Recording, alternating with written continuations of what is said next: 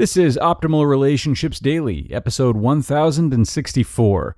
You answer this question wrong 10 times a day. Hear why it matters.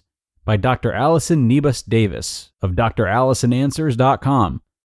Hello, everybody, and thanks a lot for stopping in for yet another episode of ORD, the podcast that is all about improving your relationships one day at a time, one article at a time, or sometimes one Q&A at a time, like we did on yesterday's episode and every other Saturday.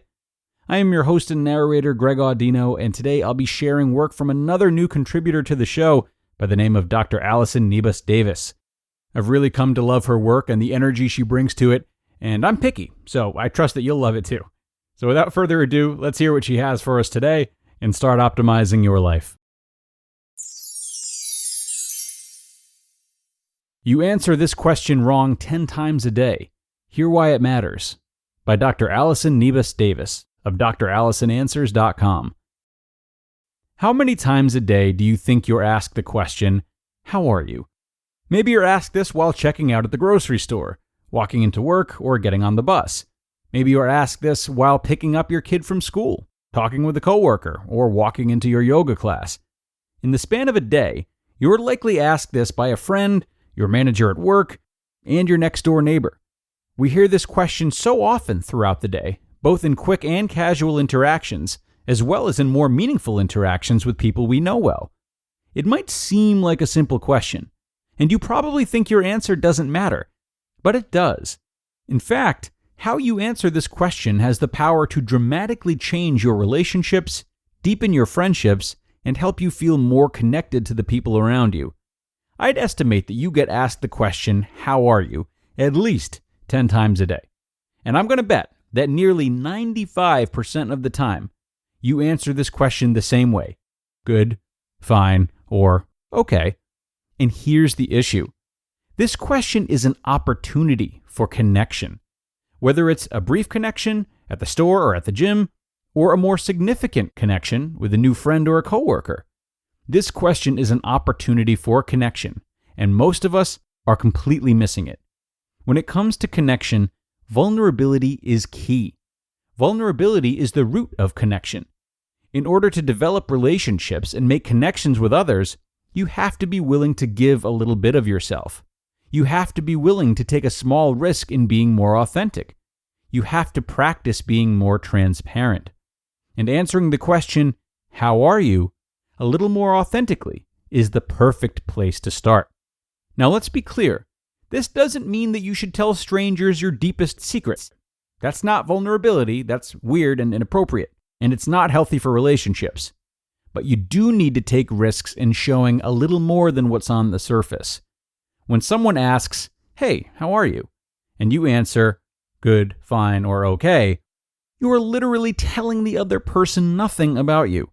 You're not giving them any information about your experience. You're not being transparent about your emotions. You're not giving a clue about how you're really doing. And that is a missed opportunity for connection. So, it's time to make a change. It's time to do things differently. When you get asked the question, how are you? I want you to answer with something other than good, fine, or okay. I want you to think of giving the person a little bit of truth in your answer. How much you share is dependent on the relationship you have with the person. So, how you answer this question to a cashier will be different than how you answer this question to a coworker or close friend. How vulnerable you are, how much you share, is dependent on the closeness of the relationship. Let's look at an example.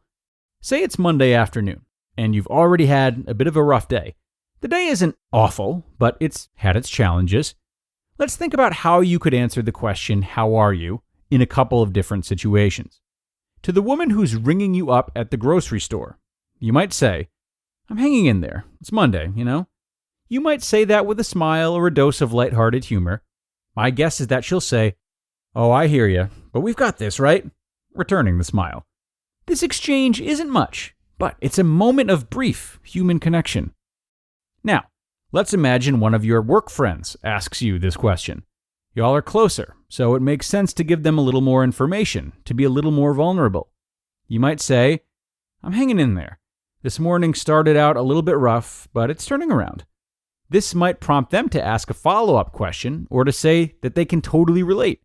Whatever their response, my guess is that it will lead to a brief back and forth rather than the dead-end response that typically comes with good, fine, or okay. Then, maybe later in the evening, you talk with a close friend who asks how you are. And because this relationship is closer, you choose to share even more. You might say, today was a hard day. I felt kind of off at work. I'm not really sure what's going on. This response, in the context of a close relationship, leads to empathy and conversation. But most of all, it leads to connection. How are you? Seems like such a simple question. It's so easy to answer good, fine, or okay, and move on. But I promise, this is a missed opportunity for connection. And I don't care who you are or what you're dealing with, you need connection. All different levels of it. Every day, connection is a basic human need. In a day and age where we have a million different devices and demands that keep us disconnected, being intentional about connection is critical. So, you've got homework this week. Stop with the surface responses. Be intentional about being more transparent. Choose to be authentic. When someone asks, "How are you?" challenge yourself to answer something other than good, fine, or okay. You'll be amazed at the difference. You just listened to the post titled, "You Answer This Question Wrong 10 Times a Day. Hear Why It Matters," by Dr. Allison Niebes-Davis of drallisonanswers.com. Really love this one from Dr. Allison. And a bit more about her, she is a licensed clinical psychologist and the founder of Dr. Allison Answers, a website designed to simplify psychology to help you live a healthy and meaningful life. She finds a balance between the science and the practical, making her content completely relevant to your daily life. Her favorite buzzwords include courage, authenticity, gratitude, and intentionality, which we heard a lot about today. She completed her PhD in counseling psychology from Texas A&M University, and prior to that, she received a Bachelor of Science in Psychology from the University of Oklahoma. If you're looking for help with anxiety, relationships, productivity, or happiness, connect with her on her website, drallisonanswers.com, or find her on YouTube at Dr. Allison Answers, as she has a lot of great videos, which can be a really nice change-up if you're not a natural reader like myself, believe it or not. This article now is so wonderful, and something I personally try to work on a whole lot, actually. I love the focus of it, and I love some of the examples she uses.